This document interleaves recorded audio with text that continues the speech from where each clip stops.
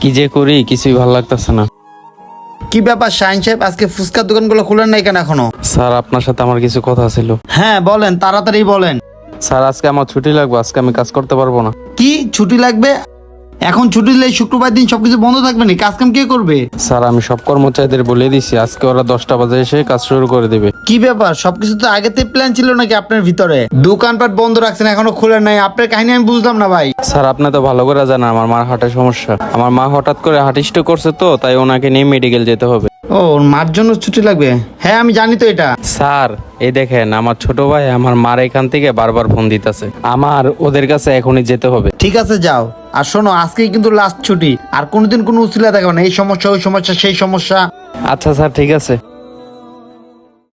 হ্যাঁ ছোট, হ্যাঁ আমি আসতেছি। ভাই আপনি কি কাজটা ঠিক করলেন? এই লোকটা যে আজকে ছুটি দিলেন, আজকে তো ব্যবসা পুরোটা লস হয়ে যাবো। আর এই ছেলেটা বেয়াদব ভাই, হয়তো যাওয়ার সময় আপনাকে একটা থ্যাংক ইউ বললো না। হ্যাঁ এটাই তো দেখলাম, ঠিক আছে চলো। ভাই এখানে 2 লাখ টাকা আছে, উত্তরা ফুচকার দোকানে আজকে বেচা কিনেছে 2 লাখ টাকা। আচ্ছা ঠিক আছে দাও, ভালোই বেচা কেনা হয়েছে আজকে মনে হয়। আচ্ছা যাও তুমি। ঠিক আছে ভাইয়া, তাহলে এখন আমি আসি। হ্যাঁ আপন একটু দাঁড়াও তো, শাইনকে তো 2 দিন ধরে দেখতেছে না, ওকে আসে না? না ভাই, শাহিন ভাই তো আসে নাই। আর সেদিনকে যে আপনার কাছ থেকে ছুটি নিয়ে গেলো, তারপরে তো আর ওনাকে দেখি নাই। আর আপনি তো আমাকে অনেকবার ফোন দিতে বলছিলেন, তাকে আমি ফোন দিয়েছিলাম কিন্তু সে ফোন ধরে নাই। কি বললা? দাঁড়াও আমি ফোন দিতেছি। শাইনের কি সমস্যা? আপনার ফোন ধর না কেন? দেখি তো আমি ফোন দিয়ে ধরে নাকি। হ্যাঁ ওর নাম্বারে তো কল ঢুকলো। ওর কত বড় সাহস, ও আমার ফোনটা কেটে দিল!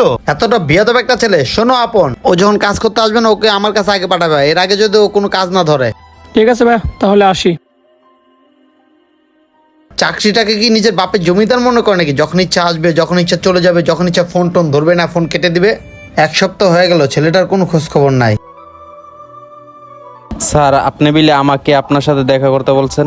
আরে স্যার আপনি আসছেন? হ্যাঁ আপনাকে তো আমি দেখা করতে বলছিলাম। কি অবস্থা আপনার? না স্যার আমি ঠিক আছে, আপনি আমাকে হঠাৎ করে এভাবে প্রশ্ন করতেছেন যে? আজকে 7 দিন ধরে আমার ব্যবসায় কোনো ভালো বেচা কিনা না, আর তুমি আমাকে বলছো আমি কেন এইভাবে তোমার সাথে কথা বলতেছি? তোমার সাথে আমি এইভাবে কথা বলবো না তো কিভাবে কথা বলবো? হ্যাঁ আমি ফোন দিলে তুমি ফোন ধরো না, তুমি আমাকে ফোন দিয়ে কিছু বলো না, তো তোমার সাথে আমি কিভাবে কথা বলতে পারি তুমি বলো? আমার কোনো ভাষা নাই, তুমি আমাকে বলো খুলে কিভাবে কথা বলতে পারি। যাই হোক, তোমার সাথে আর কথা বলার ইচ্ছা নাই আমার, ঠিক আছে? তুমি আর আমার কাজ কাম ধরবে না, ঠিক আছে? তুমি এখনই চলে যাও, তোমার চাকরি নাই। স্যার আপনাকে তো আমি বলে গেছিলাম আমার মা হার্ট স্ট্রোক করছে, তাহলে কিভাবে আপনি আমাকে বের করে দিতে পারেন? কিভাবে বের করে দিতে পারি? হ্যাঁ বলে গেছিলে, ঠিক আছে, 1 দিন কি 2 দিন? তুমি কি চাকরিটা তোমার বাপের জমিদার পাইছো? একদিন কাজ করতে আসবে, একদিন আসবে না, একদিন কাজ করবে, একদিন করবে না। স্যার তেমন কিছু না, আমি তো আপনাকে বলছিলাম যে আমার মা অসুস্থ। এই চুপ থাকো তো, মাকে নিয়ে আরেকটা মিথ্যা তো বলবো না। আমি ভালো করে জানি তুমি ছুটি নিতে তোমার গার্লফ্রেন্ডকে নিয়ে ট্যুরে ঘোরার জন্য, তা নাহলে বন্ধু বান্ধবের সাথে ঘুরতে গেছো, নাহলে আড্ডা মারছো, এই জন্য তুমি ছুটি নিছো মার দোহাই দিয়া। স্যার আপনার কিভাবে মনে হয় যে আমি মার নামে মিথ্যা কথা বললে এইসব কাজ করব? দেখো শাহিন, তোমাদের মতো মানুষকে আমি খুব ভালো করেই চিনি। তারা শুধু নিজেদের স্বার্থ বোঝে, অন্যের কোনো স্বার্থ তারা বুঝেই না। কার ব্যবসায় লস হলো না লাভ হলো এটা তারা দেখে না, শুধু নিজেদের লাভটাই খুঁজে তারা, এছাড়া আর কিচ্ছুই খোঁজে না। আর বাই দ্য ওয়ে, ওদের তো শুধু উসিলা দরকার। আর হ্যাঁ আমি তো এটা জানি না তোমার মা সত্যি অসুস্থ না মিথ্যা অসুস্থ। তুমি মনে হয় আমার কাছে মিথ্যা কথা বলে ছুটিটা নিয়ে গেছো। স্যার হয়েছে অনেক কথা বলছেন, আর আপনার কাছ থেকে আমি যতবার ছুটি নিছি একবার কোনো মিথ্যা কথা বললে আমি আপনার কাছ থেকে ছুটি নিয়ে নেই। আর আপনি কি বললেন 7 দিন, আর 7 দিন আমার উপরে কি জ্বর তুফান গেছে সেটা আমি জানি। আমার মার রক্ত লাগবো, 3 দিন আমি রক্তের জন্য অনেক জায়গায় ঘুরছি, কোথাও রক্ত পাই নাই। বুঝতে পারছেন স্যার?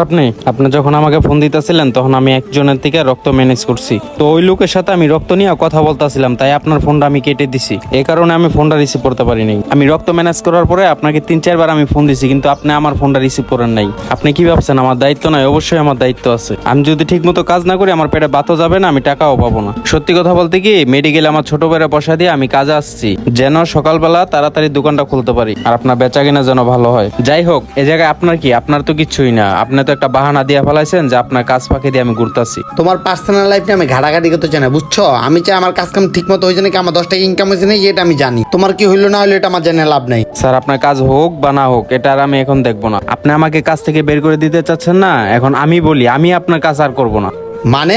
যে মানুষকে মানুষ মনে করে না তার সাথে চাকরিটা না করাই ভালো। কিন্তু একটা কথা মনে রাখবেন, আমার সাথে যে ঘটনা ঘটছে, এমন একটা দিন আসবে আমার সাথে যে ঘটনা ঘটছে সেটা আপনার সাথেও ঘটবে। সেদিন আপনি বুঝতে পারবেন যে মানুষের কষ্টটা কোথায়। ভালো থাকেন আপনি, আমি চলে গেলাম।